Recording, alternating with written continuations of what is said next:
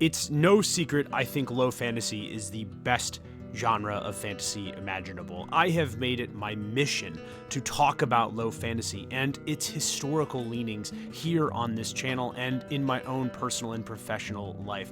But here's the thing, you don't need a history degree to make a compelling and interesting low fantasy game. Hello everybody, my name is Kyle, I am the Dork, and you're watching Desks and Dorks. We bring you tabletop role-playing content, usually with a historic bent, and today it's one of the topics you voted on. I'm going to be teaching you how to run low fantasy at your game tables. Now, before we get into that, however, I make a habit of asking you a question in the comments, and the last time I asked you a question, we were talking about mercenaries, and there were quite a few great responses to this question. Some of them were actually genuinely kind of heartwarming. I love hearing that, you got paid to do something that you absolutely loved, but my boy Darth Pelagius the Grey gets it 100%. The idea of having to work in a Walmart warehouse as the most down bad thing that you've done for money, a la mercenaries, is one of the funniest things in the world.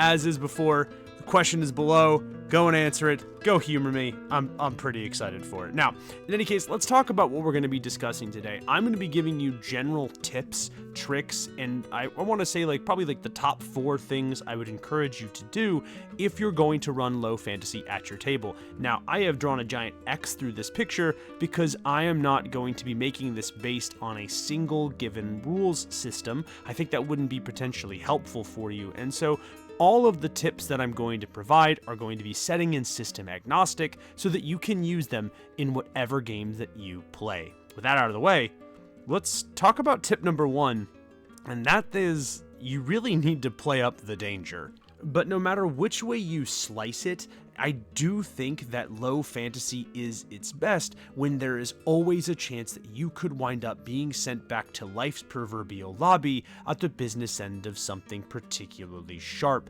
The inherent fragility of the characters and the danger that lurks around every corner is, I think, foundational to making low fantasy games something enjoyable. It's what gives it its excitement, its very soul. It doesn't matter if you're Destiny's Chosen or Destiny's Child.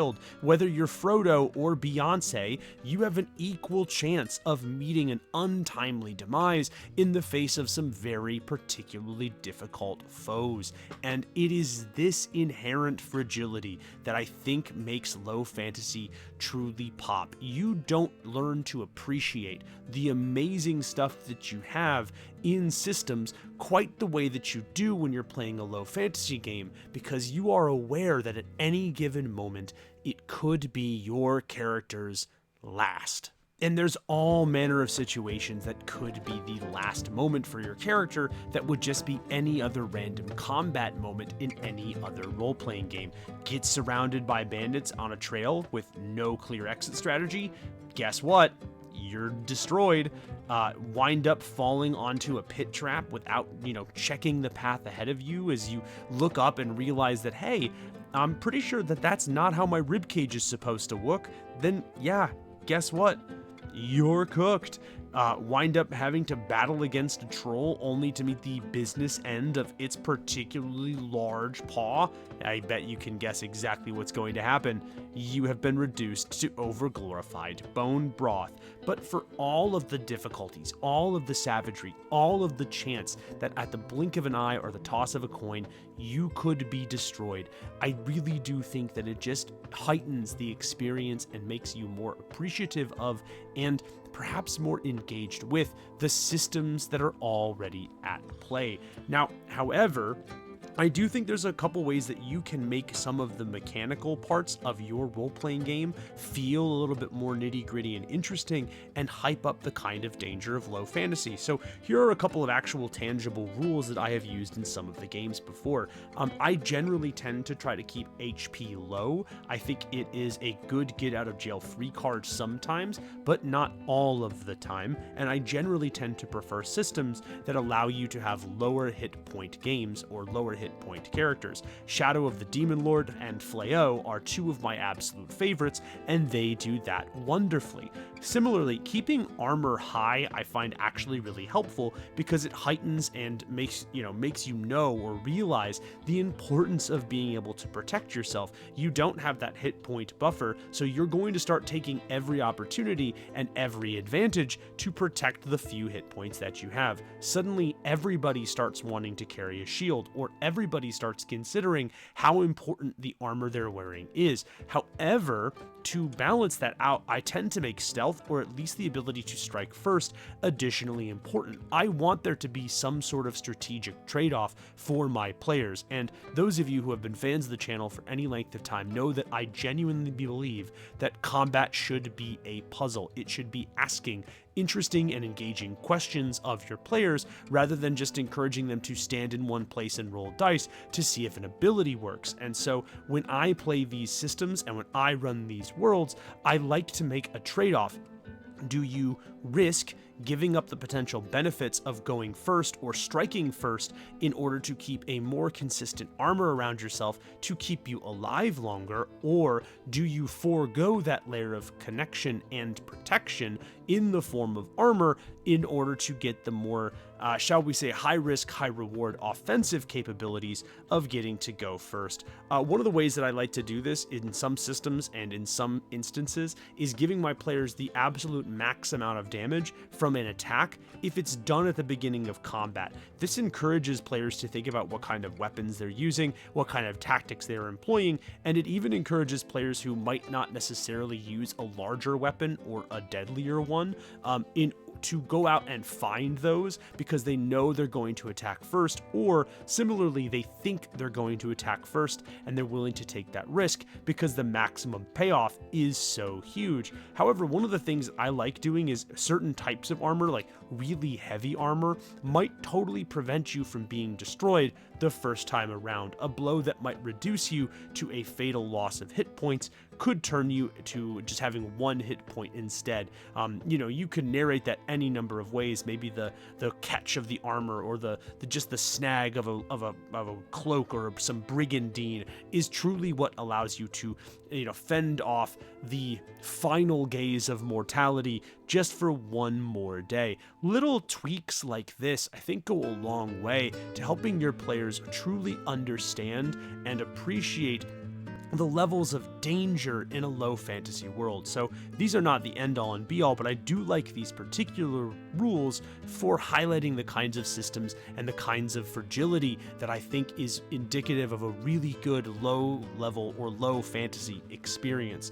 Now, I'm going to actually urge you to do something else, and this is my second tip, but you need to communicate your intentions when you're playing a low fantasy game from the jump, and you also need to be communicating those intentions throughout playtime. One of the reasons I talk about communication and safety tools so much is I genuinely believe that is the difference between great low fantasy experiences and bad low fantasy experiences. Trying to play a low fantasy game with somebody who does not appreciate or understand its nuances or isn't aware of what they're going to get is kind of like dragging your really sick friend with the flu to a Dave & Buster's, right? You know that Dave & Buster's is a never-ending, neon-glowing wonderland where you can spend ludicrous amounts of money to drink out of novelty glasses and then exchange that ludicrous amount of money for tickets for prizes that you probably could have gotten from your local bargain outlet. Now, you and I know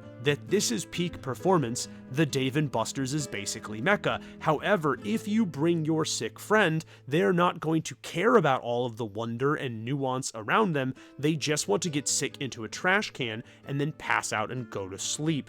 Now, this is the same experience. If you bring someone into a low fantasy world and they don't know what to expect, then you are going to have a bad time. Talk to your players about the inherent dangers of the world that you are going to run. If I am expecting to be really attached to a character, for example, and 3 minutes into a session, you take my character by the ankles and bash them repeatedly into a tree trunk until they are the same color as the internals of a strawberry Pop-Tart, I might not enjoy your game so much. There are plenty of systems that do this and communicate this really well. One of the ones that I have been fooling around with a little bit is DCC Classics, but you will know if you have read their core rulebook that the first section is about the concept of the character funnel and what that character funnel means, and that most players should be prepared to lose multiple characters in order to find the one that they're truly going to inhabit throughout the game. This is an example of intentions being communicated really clearly and really nicely through a rules system, and no matter what system you're running, you should be talking to your players about the expectations that you have and the expectations that they have beforehand, particularly when doing this in a low fantasy setting. This level of reciprocity is insanely important, and I know that I'm probably going to get no dud by somebody in the comments like, yeah, of course you should talk to people about your experience, but because I think this is such an important tip, it does bear mentioning. This reciprocity is critical to building the kind of player trust that you need to make low fantasy truly work for you, because ultimately, the goal of a low fantasy game, at least in my opinion, and the best low fantasy games that I have run, is that you should have your players use whatever dirty tricks you throw at them against you, and it should work both ways. One of my all-time favorite experiences running a low fantasy game was when the players came to a town run by a cult. One of the players, not realizing that this was going to be an incredibly dangerous system and an incredibly foolhardy decision, decided to walk in, immediately ask, "Hey guys, where's the cult?" before being lured into a back alley and then completely and totally eviscerated. He looked like the character from Super Meat Boy when they were done with him, and it came with the kind of brutal tactics that you might expect from an organized group trying to keep its own way of life alive by any means necessary. They coordinated using signal mirrors. They wrapped their boots up in soft fabric to allow themselves to sneak in, and by the time that the player realized what had truly happened, it was already too late. Thank God I told everybody to roll up multiple characters for this game. Now, this was a horrific, eye-opening experience for those players, but it was one that I had prepped them for, and it was one that was turned beautifully back against me when the same group of players organized their own ambush later the very same session, luring back a group of heavily armed cultists into what they thought was a meeting area where some of their missing friends and important information was, only to have the players use manufactured bird calls and specially designed tripwires to completely and totally obliterate what would have been an encounter that was insurmountable had they been either less prepared or less willing to engage in the kind of underhanded, incredibly lethal tactics that the enemy displayed against them. An encounter that I had intended to take an hour or two was done in, I kid you not, 2 minutes and 13 seconds. It was a beautiful, incredible moment where all of them realized, oh, this is the appeal of playing a system like this, one that does not hold our hand, one that does treat us as a hostile enemy, but one in which we can treat it as a hostile enemy and be rewarded in the very same way. I like to think about this as not just a little bit of table reciprocity, but I like to think about it as the law of equivalent exchange. What hurts me will hurt you, and what hurts you will also hurt me. And once players truly dive into and sink their teeth into those systems, I guarantee you, you're going to feel like you've got players with way more buy-in than you usually do. It's another thing that I think low fantasy does better than any other genre, but it starts with strong communication both at the table and the understanding that there is a quality in terms of the rules that affect both you as the player and myself as the game master. Speaking of the laws of equivalent exchange, why not actually show us some support in an equivalent manner? If you like the content that we have been making, backing us on Patreon, where for $10 a month, you get your name in the credits of videos like this one, but you also get your own unique role-playing game that I make specifically for you guys. I've done stuff for DCC Classics and some other systems.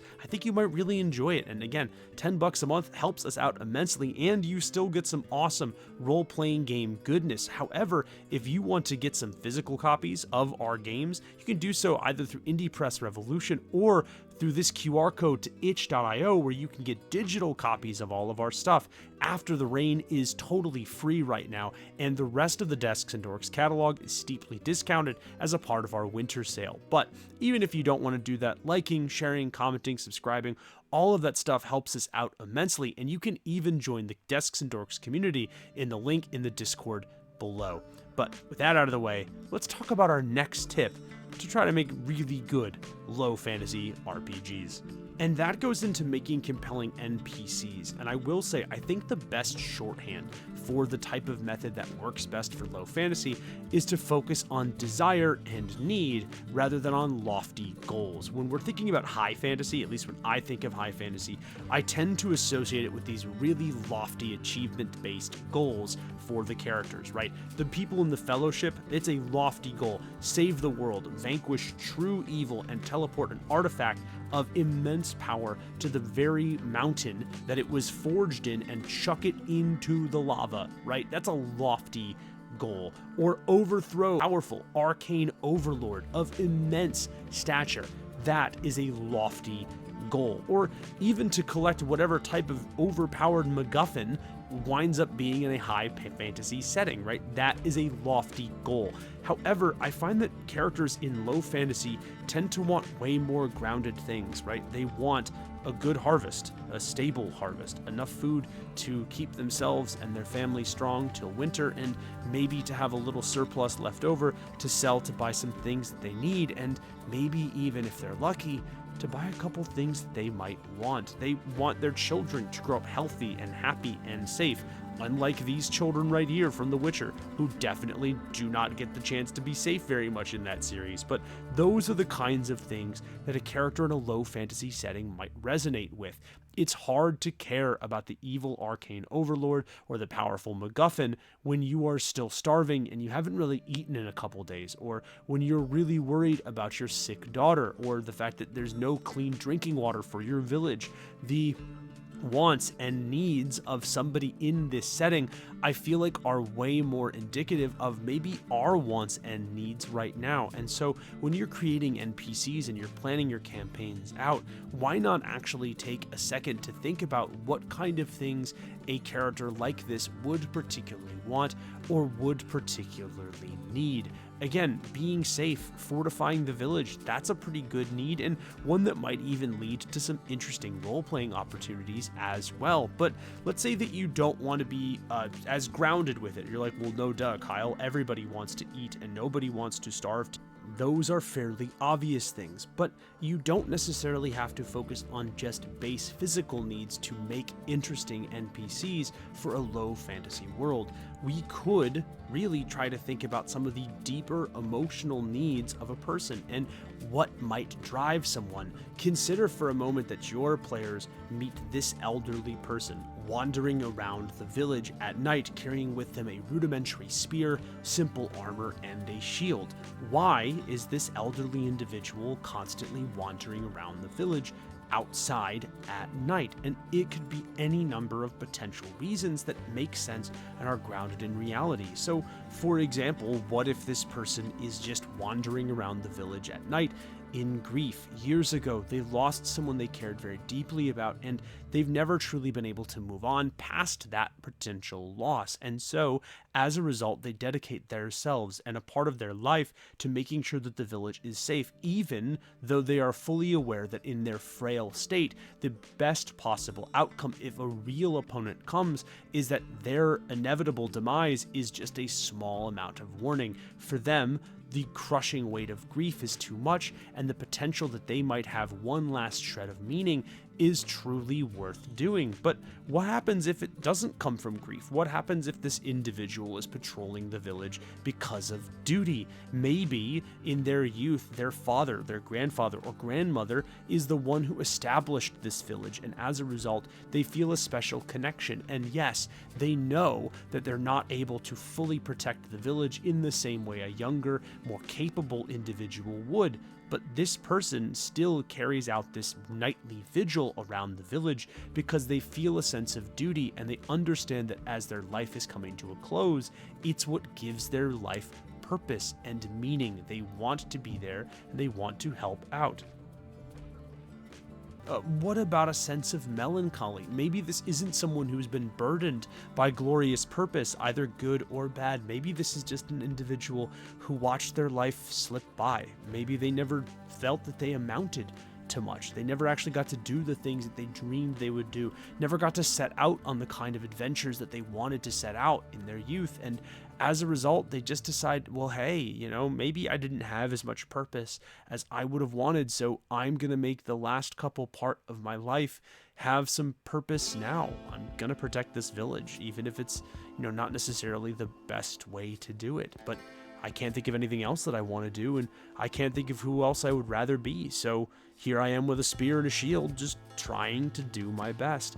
These are deeper, more emotional, psychological methods of trying to figure out what this character is about, but they all make sense. They're grounded in the kind of reality that low fantasy truly stakes its claim on. And making a character like this took me 2 seconds to throw together, but I imagine that there are probably some of you right now that want to have a conversation with this elderly guard, and I think that truly says a lot about low fantasy as a setting. It leads you to consider these stories and to want to have a conversation with these characters. It's part of what makes low fantasy come to life. But speaking of making low fantasy come to life, I think my final, and I argue would be the most important tip, is you need to open that sandbox up and let your players explore. Now, when I'm talking about the sandbox, I'm obviously not talking about like the children's playground toy. What I'm talking about is creating an environment where players are encouraged to explore and interact with the world that you have set up without guardrails, without a single linear path forward, and allowing players to holistically find whatever their goal is going to be. Despite the dangers that are inherent to a low fantasy world, I often find that this approach is one of the best ways to draw player buy-in and really engage the people that you're at the table with. Now, sometimes it's just because they want to know what is going on with the medieval miller, but oftentimes it just means that your players deeply care about what is going on in each individual person's life, and if you are good at adapting your characters and your overall game flow on the fly, you will find players more than willing and more than able to cause a not insubstantial amount of chaos for your particular games. And in fact, some of my favorite adventures that I've ever run or been a part of have been when I have been dropped in, or when I've dropped my players into a massive cavern sequence or massive cavern underground stuffed full of evil goblins, and we're just said, hey, you're gonna have to survive or do to these people what Goblin Slayer does best and make your way out of those catacombs a couple weeks after the fact. And that's one of the coolest things that you can do. Now, I would not be me if I didn't give you some perhaps additional reading. I feel like that's kind of like the teacher in me a little bit. So if you're looking to look at like 2 different adventures that really do this open sandbox storytelling, this open sandbox type of adventuring really well, I can wholeheartedly recommend 2 of them. One of them is The Fright at Tristor. This was written back in 2000. It is a murder mystery. So it kind of solves around this like strange series of crimes all around this hamlet of Tristor. There's a couple cases of mistaken identity. You throw in some orc raiders in the background, and it's a pretty great time. I really enjoy this, both the cover, and I also just particularly enjoy the way that this adventure is set up and the way that it allows players to approach pretty much every avenue of the adventure the way that you might want them to. It's really cool. It's a really great read. And of course, I know it's probably at this point kind of been beaten into the ground, but I will beat the dead horse just a little bit more. If you have never read the original Keep on the Borderlands, there is a reason that this is a much and oft imitated piece of adventure media, even though it is one that is not necessarily one that's totally beaten. I will say, if you are trying to create your own sort of open-ended sandbox, I would encourage you to make what I like to call our timesheets. Now, when you read both the Fright at Tristor and Keep It the Borderlands, one of the things that you might see often is this idea of like really intense schedules where like every time or every day of the week, different monsters will be doing different stuff, and that's kind of what helps to keep that sort of thing alive. However, if it's your first time running an open sandbox, one of the best ways that I like to do it, and one of the easiest low prep ways that you can do this, is again what I like to call a timesheet. So for example, let's consider that there are ogres living in and around the mountains of the place that you decide to set up for your particular game. This is what we call a primary timesheet, right? This is somebody that you think your players might interact with immediately, or would be important to interact with if the players were going to impact the overall events in the region. That's what makes them a primary timesheet. So here for us though, instead of doing like a detailed hour by hour schedule or mapping out massive relationships, you just kind of treat the ogres like one homogeneous block, and you say, hey, on day one, if the players do not interact with the ogres at all, here's what they're going to do. They'll sack the nearby merchant caravan. That's day one. If the players fail to interact with the ogres on day two, they've opened up the old trunk that this peddler kept. Unbeknownst to everybody, it had a cursed mask inside. That cursed mask leaks, undeadifying smoke, and that winds up corrupting many of the ogres. If by day three the players don't interact with the ogres, now half of them have become the Walking Dead style of ogres. They're like leaking pus and trying to devour everyone that passes by.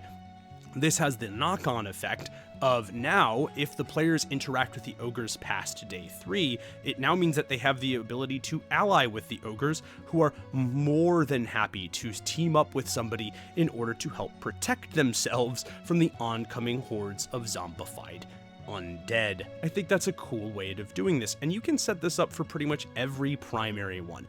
And then in order to make the world feel a little bit more fleshed out, for every primary timesheet that I have, or at least for the first couple, you could do 3 primary timesheets, I like to have a secondary timesheet. This is not a big mover or a big shaker, but an NPC that the players might come into contact with, somebody that might have an impact on the events of the region or on the things going on around in the region nearby. Again, they're not critical for the players to meet with, but it adds a little bit of additional texture. You want to create the illusion that you have mapped this entire world out down to the nearest detail, even though you and I know you've just kind of mapped out or bullet pointed out 6 different factions. So for our secondary one, let's say for example that there is this wandering assassin, a blade for hire. On day 1, if the players don't meet them, this person will actually eliminate and then disguise themselves as replace one of the captured merchants that interact with the ogres. This is exactly what you want to do, right? You want to bake the secondary timesheet into the primary one. Then, by day 2, it takes the ogre leader's skull and he drops it off at the black market. He completes whatever his contract is. If the players don't notify or find out who the assassin is by day 3, however, he sabotages the ships in order to cover his escape so that both the ogres, his employer or former employer, and the undead can't go after him.